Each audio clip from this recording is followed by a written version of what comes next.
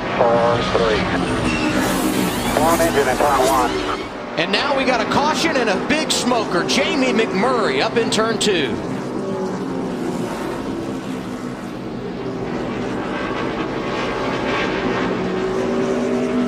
Well, that pretty much throws that possible of making it on one stop out the window, guys, because I think right now no one can make 67 laps on a tank of fuel. So this will put pretty much everybody on even ground. Man, that thing just exploded. I'm surprised man. he hasn't bailed out of that thing yet, because you certainly can't breathe in there with all that. Yeah, it was hard to tell whether, from the angle that we saw, whether he had been in the wall or something. But I think the engine just let go, and he just stopped because he could not see. Yeah. See McMurray moving around inside the race car, gloves off. That's a good sign. There goes the helmet. Let's look one more time at what happened.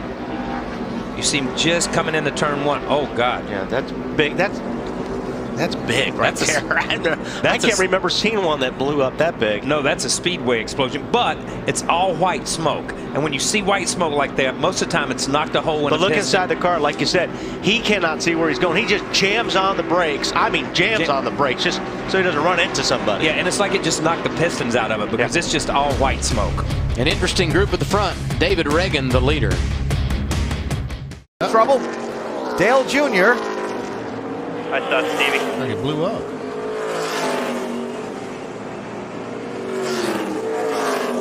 Yellow flag. And the flames out the exhaust pipe from Dale Earnhardt Jr.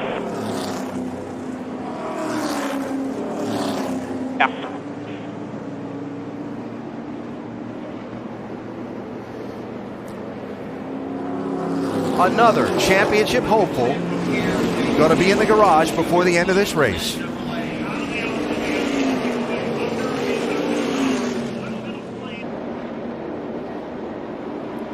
Oh yeah, big time. But Clint got a good look at this.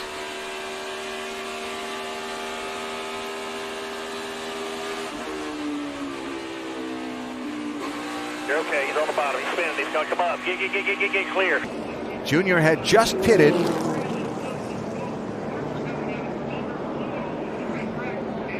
And he's obviously trying to figure out something specific about that car to get a look at. Sure, it's pretty violent. I mean, it looked like the engine just blew up coming down the front straightaway.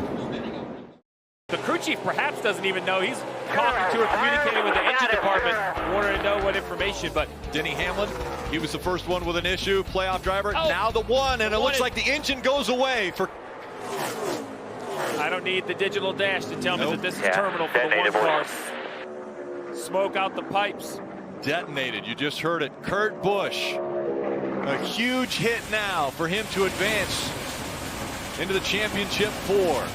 And only the third car out today, so on a day where not many are having problems, it's the worst day to have a really, really bad day. It's just going to have a horrible finish. Already being scored 48 points down. Yeah, it's just unfortunate, as you put it, Jeff. You know, the race team, they showed up, they put a good car underneath Kurt Busch. He did such a nice job all day, and then right here you see, what was it, maybe 5 or 10 laps off the pace, and then a big terminal failure for the engine. Yeah, let's listen to this engine hand grenades down into turn 1.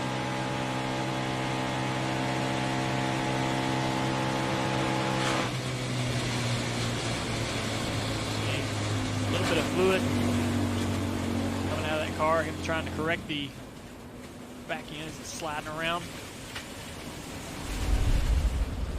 So Kurt Busch now more than likely will be in a must-win situation, as the next 2 races will be Texas Motor Speedway and Martinsville. Marching forward. They came up here and tested for a day, nothing race runs. This could be the best that Kevin Harvick has looked in several races in that Goodwrench car. Whoa, Newman!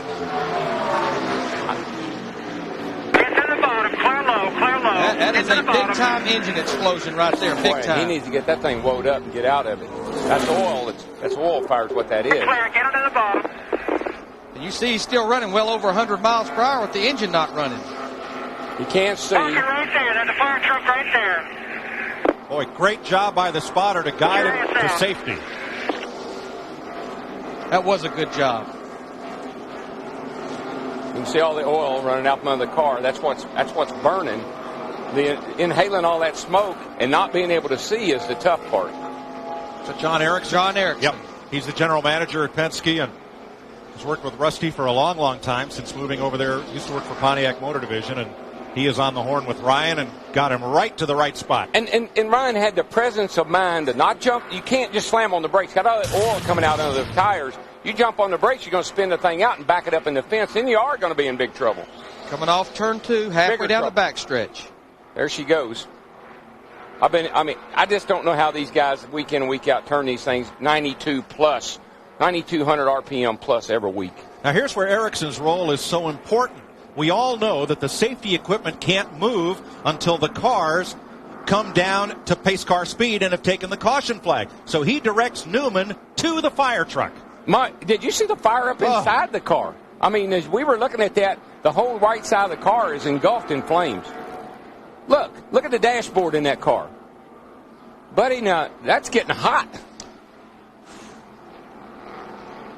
Now, pretty much all of our leaders are coming to pit road. This caution really, to me, is a big break for Tony Stewart, Michael Waltrip, but their strategy paid off because they were first and fourth. Las Vegas, and hey. Oh, and Allgaier's in the fence. Try to get down as quick as you can and just stop.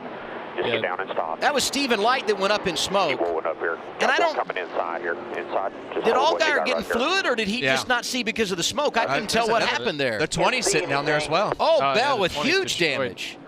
Wow, that's a game changer. Well, they were running second and third, right behind Light when he blew up. Yeah, that was a massive blow up. I would say that's a failure of the oil pan to contain the internals. Yeah, I just couldn't tell, Kevin. They went up in smoke, and if it was just a lack of visibility or if they did, in fact, get in some fluid. But huge damage for Christopher Bell, not quite as bad for Allgaier. And you see the 01, Stephen Light, driving for JD Motorsports, still a little bit of a fire on his race car.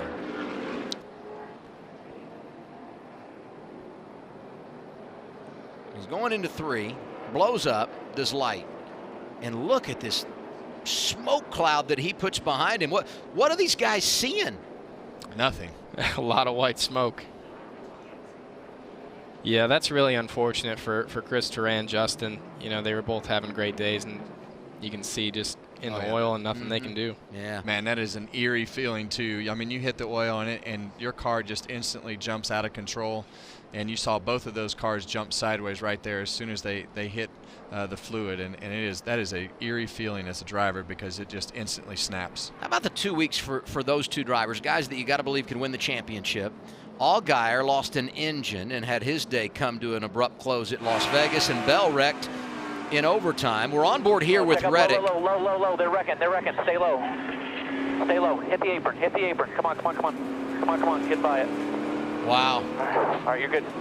Keep going down bottom. Great job by the spotter right there. And Tyler Reddick was actually lucky that he was passing a car and not in the groove because he was below the oil. Yeah, that's the voice of Derek Nealon. And there you see, I mean, how out of sorts Allgaier was as he went up near the wall. I just saw some smoke out of that 15, though, right there. Maybe Clint did know what he was talking about. Right there. Yeah, man. All done. If it gets too bad, shut it off so they can check it, okay? Caution is out.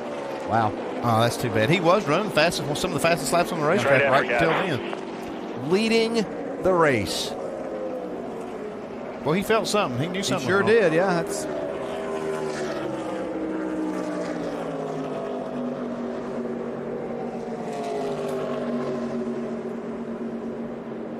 I'm sure that's the stuff that Toyota people were really hoping would kind of set them on fire for the chase scenario, and those Toyotas are going to be in that. Jamie?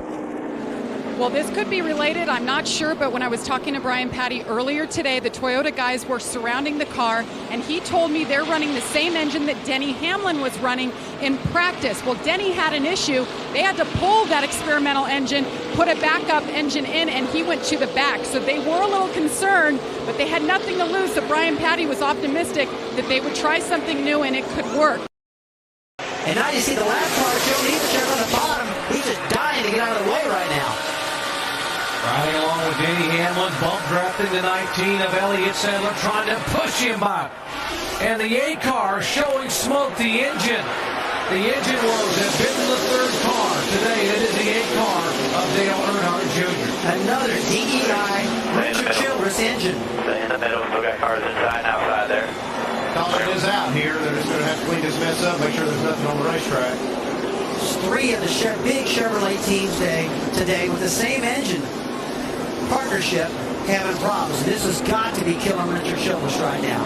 I'm going to go right side of your screen. And look at that, a real compacted draft, really tight in the draft. Engines are really singing right now. Big RPMs in this tight draft. Boy, when this happens, that motor just stops running, and now these guys have to find somewhere to go. And look at Michael Waltrip. He's totally blind, and he finally gets some vision and gets around the outside of Dale Jr. Let's take a look from the onboard of Michael Waltrip and what it looks like. That air just bumping it around there, that smoke comes. That motor, just hold what you got. Keep coming, keep coming. Caution out, caution out, caution out. It was the 44 car that got the damage, not the 24. Spotters were saying there's damage on a car, and here it is, Dale Jarrett, who was just trying to ride back there and stay out of trouble to be able to make his move with this Toyota, which has been very strong, biding his time, and it just it wasn't meant to be. And he was doing a great job doing that. He was 20th when I last glanced at Dale Jr. or Dale Jarrett, staying out of the way right there, riding along, doing what he had to do. Gets caught up in this misfortune here. 6 DNF due to engine problems for Dale Earnhardt Jr. in 2007. 4th in the last 11 races, and that kind of problem is what the reason he's not in the chase, because otherwise he's run very, very well. And this one is a heartbreaker for that team, because this was one race that they felt so confident coming in, and to have that engine problem, I know it's got to be really disheartening.